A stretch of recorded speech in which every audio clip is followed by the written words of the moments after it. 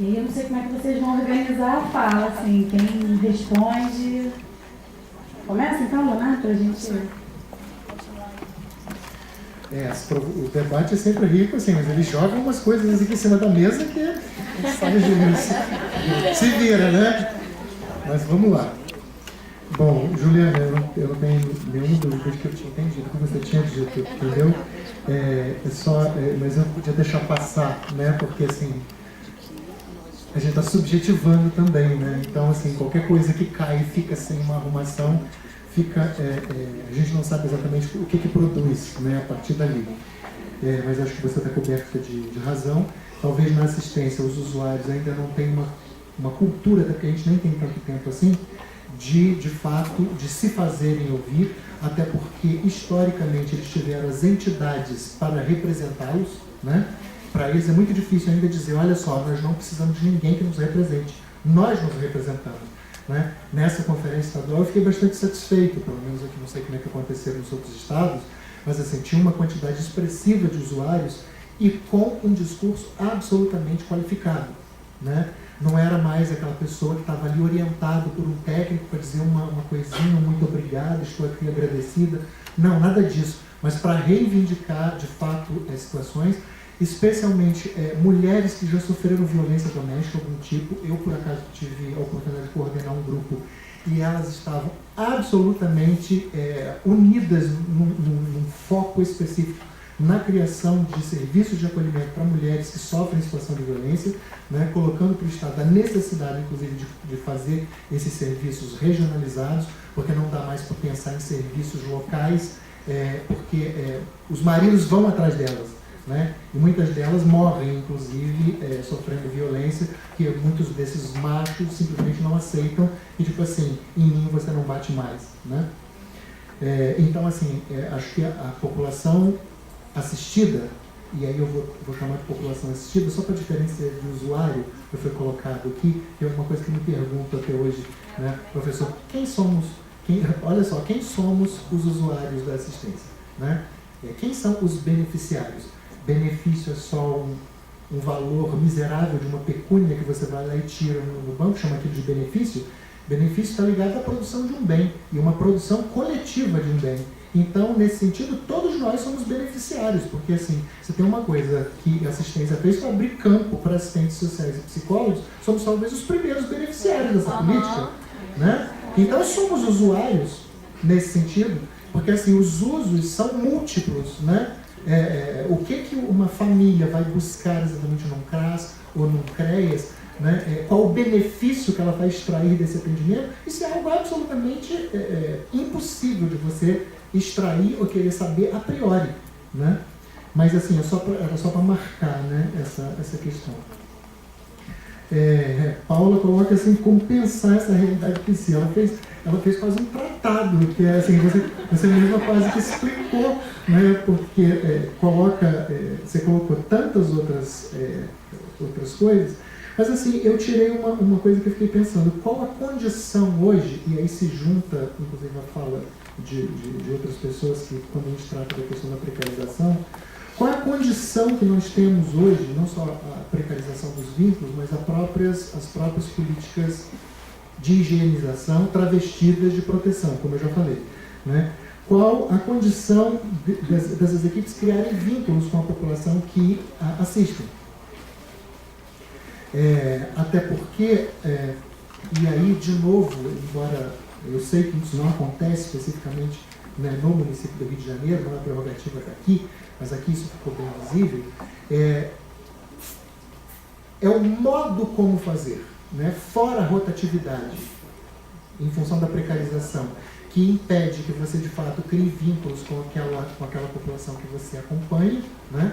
Mas tem uma questão do tipo que está em alguns modos de proceder, de operacionalizar os serviços de assistência, e talvez aqui no Rio de Janeiro isso tenha ficado muito mais claro, principalmente no modo, do bendito protocolo de serviço de abordagem, né, que prestou um grande desserviço à população, porque a gente está falando aqui inclusive de inseguranças técnicas, né, do pessoal que sai da graduação e não sabe exatamente qual técnica usar, né, A técnica que está sendo usada é metodologia de choque de ordem, não é uma metodologia nenhuma outra que não essa.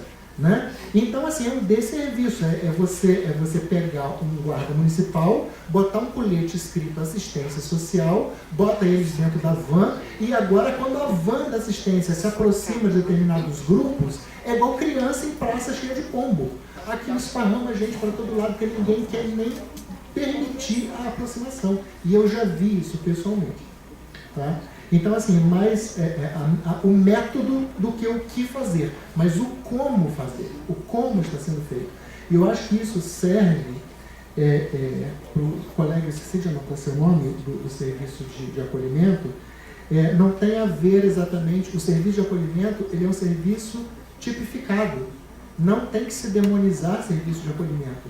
Ele já existe há muito tempo, e durante muito tempo só existiu ele. Era a única coisa que existia para a população desassistida, às vezes, procurar. Né? Tanto que hoje o sistema de justiça, inclusive para garantir o direito de criança e adolescente, por exemplo, eles não passam nem pela gestão, ele leva e entrega diretamente ao serviço. Né? Então não se trata, acho que, de demonizar o serviço, mas o como determinados fluxos de procedimentos são instituídos e instaurados. Né? Eu não posso dizer que um guarda municipal vestido com colete de assistência social pode ser chamado de educador. Né?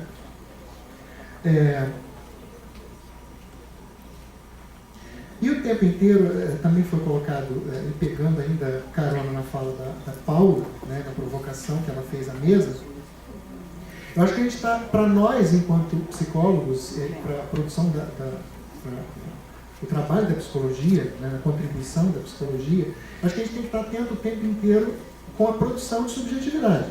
Né? Então é preciso saber como é que se produzem as noções de território de risco.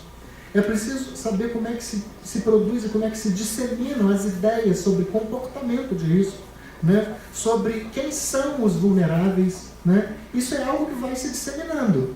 Né? E para o resto vira uma espécie de lugar comum, que está todo mundo falando, mas ninguém sabe exatamente do que se trata.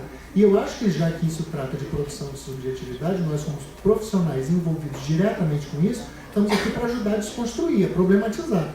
Né? Não dá para simplesmente ouvir tudo isso e fingir que nós concordamos. Né?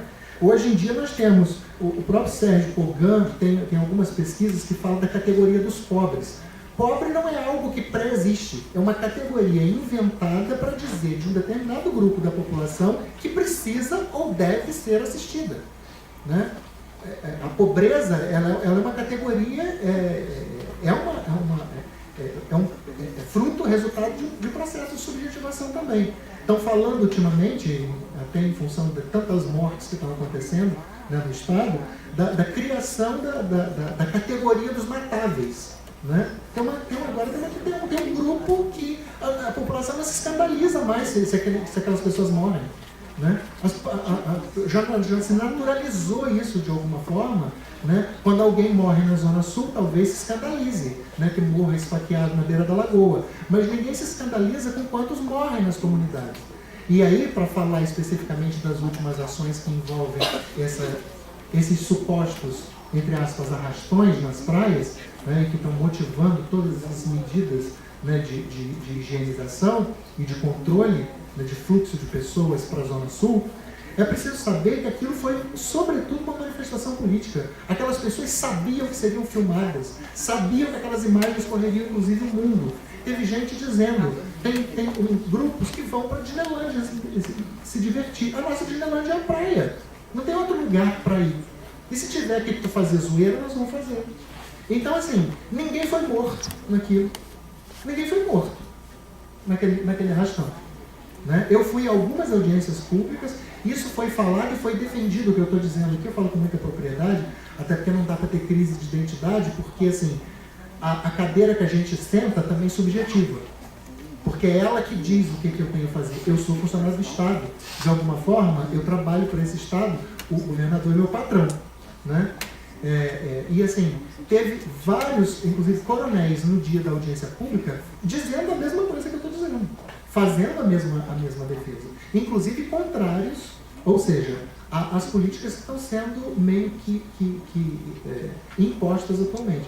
Me parece que dentro da própria Secretaria de Segurança, isso não é algo homogêneo, né? Dentro das próprias corporações. Bom, a questão da demonização dos serviços, que eu já falei, e de fato, acho que para coroar, a Maera traz uma coisa assim, que deve deixar todo mundo de cabelo em pé, né? A junção do poderio armado, né? Da dominação armada dentro de determinadas comunidades, se juntando ao fundamentalismo religioso, acho que era a última coisa que a gente precisava, né? Ter agora um Estado Islâmico, né? Dentro do Brasil. Espero ter contribuído, acho que eu já posso ir finalizando também, né? Já agradecendo mais uma vez a oportunidade de estar aqui. E é claro que estou sempre aberto a outros convites, adoro, se não para estar na mesa, mas para estar na plenária, ajudando a discutir, a problematizar essas questões. Obrigado.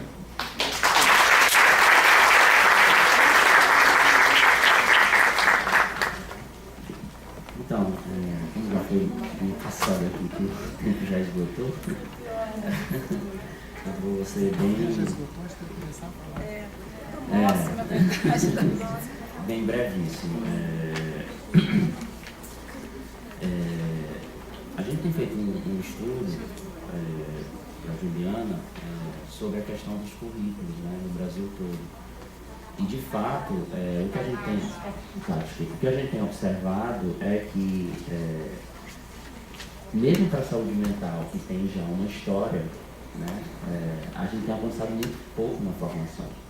Porque tem muitos dispositivos que estão sendo criados aí nos últimos anos que têm demandado modos de fazer bem diferentes, né, e todas as questões que estão postas hoje, que são prementes, que a academia, de fato, ela tem encontrado muita dificuldade de avançar nesse sentido. Até porque, quando a gente pensa o campo dos estágios, a gente tem uma discussão ainda dos nossos estágios em psicologia da década de 80, década de 70.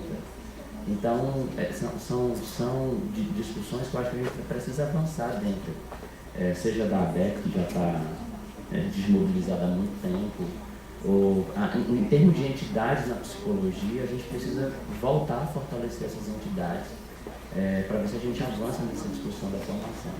Então, a coisa parou ali, estancou nas novas diretrizes curriculares. De lá para cá, no campo prático do fazer e da própria discussão ético-política, a gente tem visto que avançou muito pouco.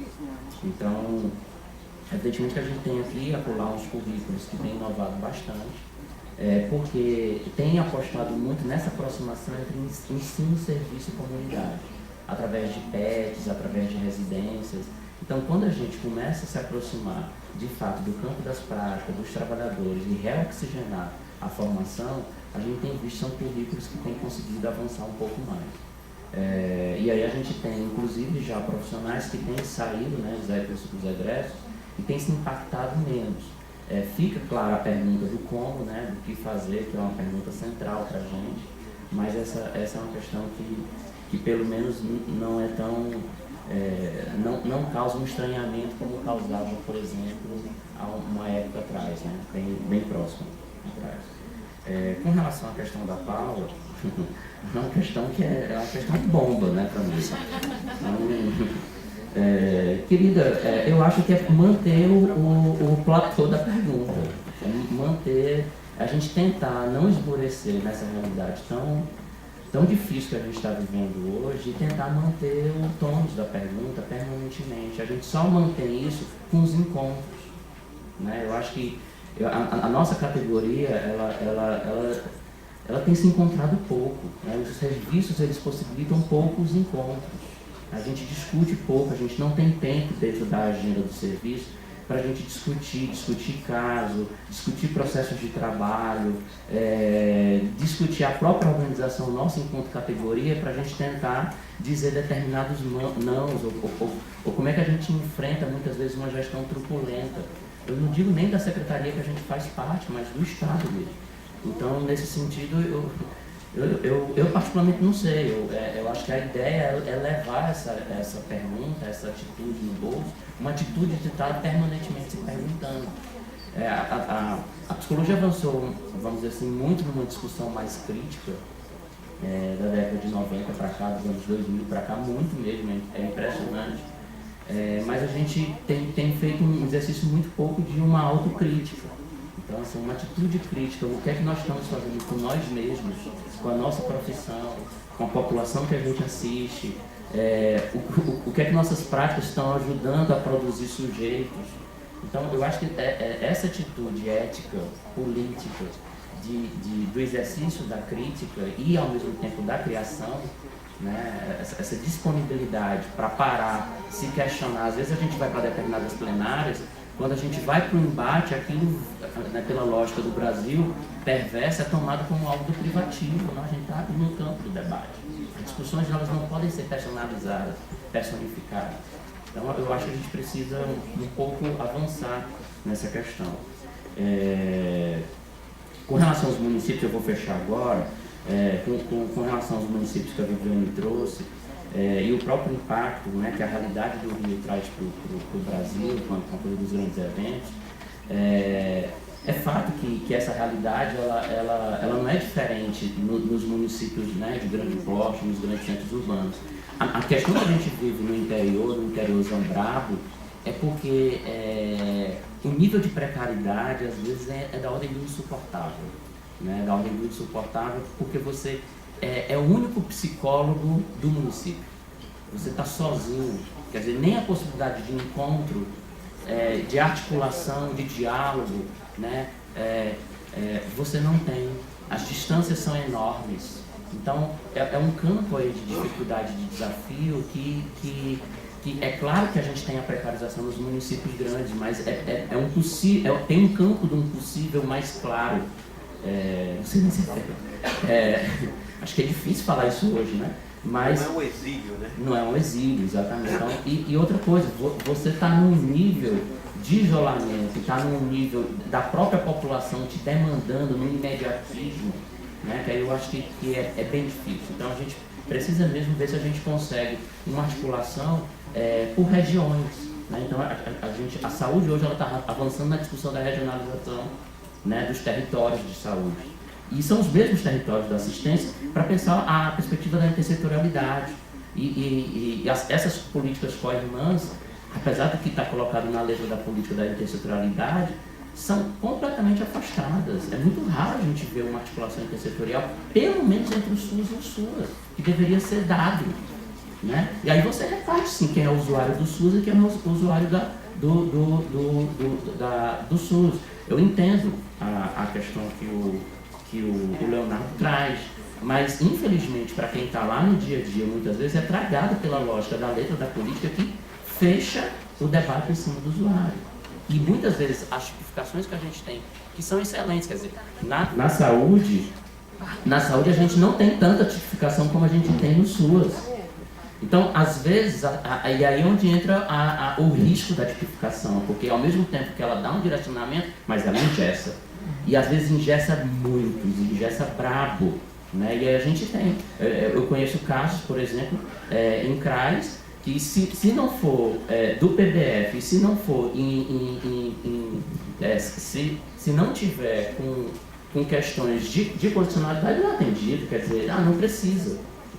Então, essa é uma realidade que a gente precisa voltar para... Vou fechar.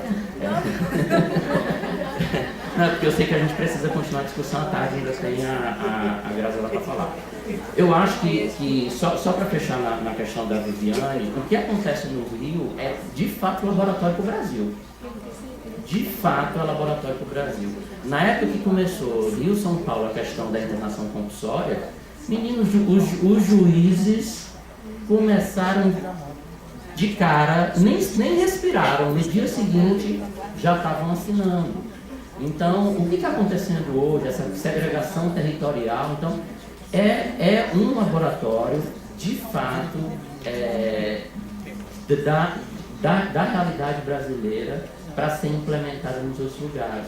E não tem dúvida, como diz o Eduardo Mourão, né? a política pública no Brasil sempre foi instrumento de política desenvolvimentista. Sempre foi dispositivo de política desenvolvimentista. E agora cada vez mais atrelada a um Estado punitivo, e aí a política pública protetiva sendo um braço disso, né? Como a Graziela trouxe. Então, nesse aspecto, a gente sente muito. Lá em Parnaíba, cidade média, a gente sente toda a lógica do que é colocado aqui. Não tenha dúvida. Seja na assistência, seja na assistência de uma maneira geral, seja na saúde, seja no sistema carcerário. Então, pela lógica protetiva, preventivista, higienista, a gente vai tudo a reboque nos municípios pequenos. Então, eu também queria agradecer muito a oportunidade do diálogo. Acho que a gente precisa avançar mais, né?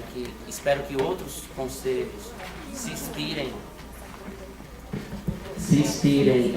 aqui no CRT do Rio de Janeiro, promovendo. Eu estive olhando o jornal, né? Vocês estão com primeiros eventos em várias áreas da psicologia, educação, né? Então acho que se o Conselho cumpre essa função, ele de fato está contribuindo para a categoria profissional, para a gente avançar. A gente joga muito a culpa na formação, mas a nossa formação ela é eterna. E eu acho que a gente, assim como o SUS e o SUAS têm responsabilidade sobre a formação profissional, os conselhos precisam assumir também essa responsabilidade da continuidade dessa formação. Então, espaços de reunião, espaços de seminários, espaços de debates, são sempre espaços formativos. Então, acho que isso é o principal, e é aí onde a gente se renova e é onde a gente não esmorece. Meu muito obrigado e continuamos. Bom, competir com a fome, com o cansaço é difícil, mas vamos lá. Bom, eu acho que sempre que eu sou convidada para uma mesa, eu sempre falo assim, eu estou indo lá como provocadora. Então, às vezes eu tenho que trazer algumas falas assim, muito radicais e de choque mesmo. A gente parar e pensar, opa, será que eu faço isso? Né? Então, assim, não quero demonizar ninguém, nenhuma atuação. Sei de práticas, de boas práticas também, que acontecem muito no CRAS, no CREAS e em outros espaços. Mas é porque às vezes a gente que está aqui nesse papel, está aqui nesse lugar, né? A cadeira que ocupo, né? Às vezes tem essa pessoa, eu me sinto nesse papel de provocadora, né? De colocar mesmo dúvidas e questões. Bom, e trabalhar com direitos humanos, trabalhar com a política de assistência, trabalhar com essa população é quase um dever hercúleo, né? Que a gente tem. Porque nós somos convocados o tempo todo a dar uma resposta imediatista. Muitas vezes a gente dá essa resposta imediatista. E a gente tem que estar o tempo todo com alguma coisa aqui atrás falando, não é assim, olha lá, né? Vamos pensar. Talvez essa pergunta da Paula seja essa, né?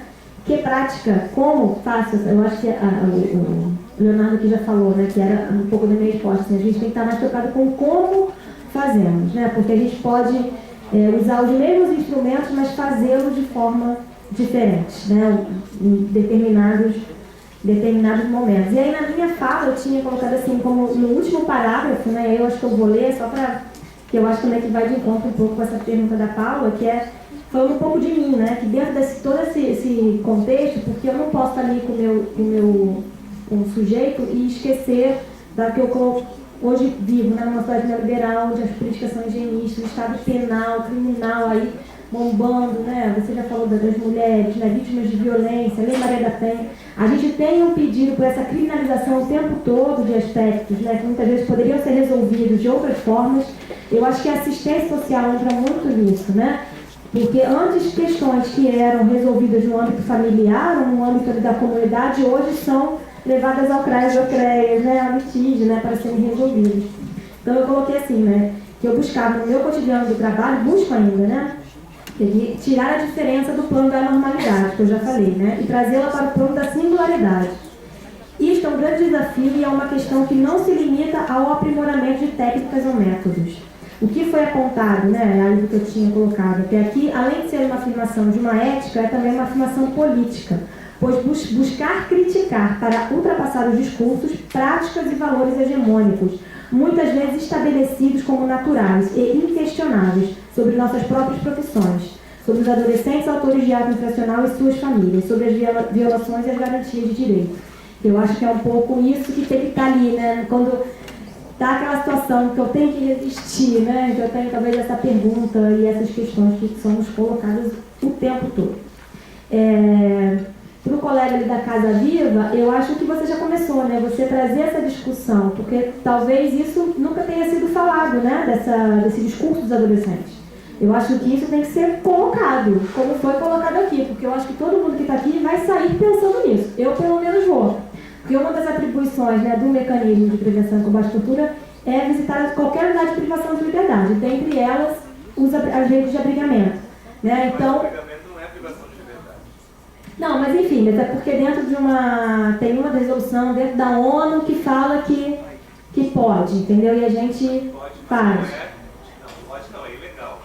Não, olha só, não vou entrar nessa discussão, só rapidinho assim, depois se você quiser eu te dou a legislação para você ler, mas assim, a gente tem essa prerrogativa. Mas isso é um olhar para a gente ter, desculpa por conta do tempo, que não dá mesmo, para a gente, quando for visitar essas instituições, eu acho que isso tem que ser levado para o Conselho da Criança e Adolescente, essa discussão, porque que políticas estão sendo pensadas e pautadas. Talvez a saída seja trabalhar a autonomia desse adolescente, e aí, claro que teríamos um outro debate sobre o que é autonomia, como trabalhar essa autonomia, quais são as políticas públicas, né? Mas muitas vezes a gente fica muito preso à família, à inserção familiar, e a gente esquece que muitas vezes trabalhar com esse adolescente essa autonomia. Pode ser uma possibilidade, né? Eu falo isso que eu trabalhei no programa de proteção à criança e adolescentes ameaçados de morte, isso em 2006, 2007.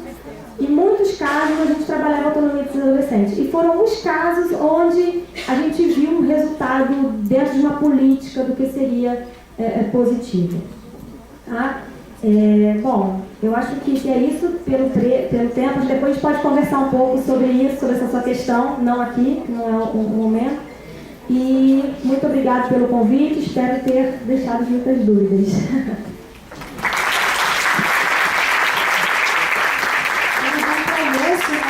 A previsão de retorno é às 14h, a gente vai com calma,